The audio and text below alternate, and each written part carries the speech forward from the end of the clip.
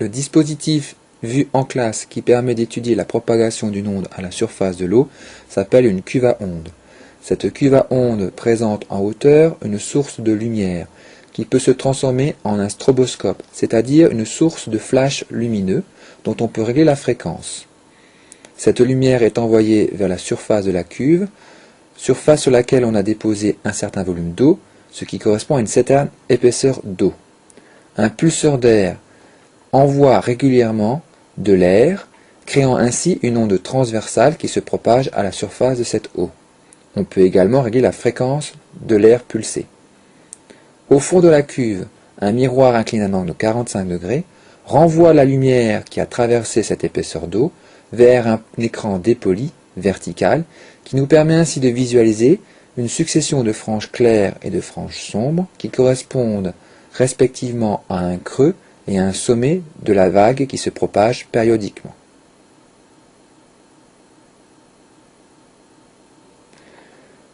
Nous allons faire maintenant la distinction entre une onde diaphragmée et une onde diffractée.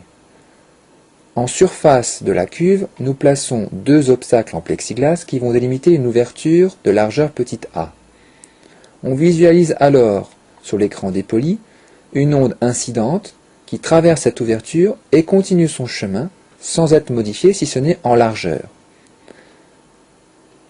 Si on fait un arrêt sur image, on visualise effectivement que l'onde incidente, à une certaine longueur d'onde lambda, donne naissance à une onde après l'ouverture ayant la même longueur d'onde lambda.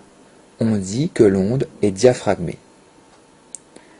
On rapproche maintenant les deux obstacles en plexiglas de manière à réduire la largeur de l'ouverture. On visualise toujours une onde incidente, mais l'ouverture semble donner naissance à une nouvelle onde, une onde diffractée, une sorte de cône élargi. Tout se passe comme si le centre de l'ouverture devenait une source ponctuelle qui émet une nouvelle onde. Si on fait un arrêt sur l'image, on constate que l'onde diffractée a même longueur d'onde que l'onde incidente. On modifie maintenant la longueur d'onde incidente. On augmente cette longueur d'onde. On a l'impression que l'angle du cône est beaucoup plus large.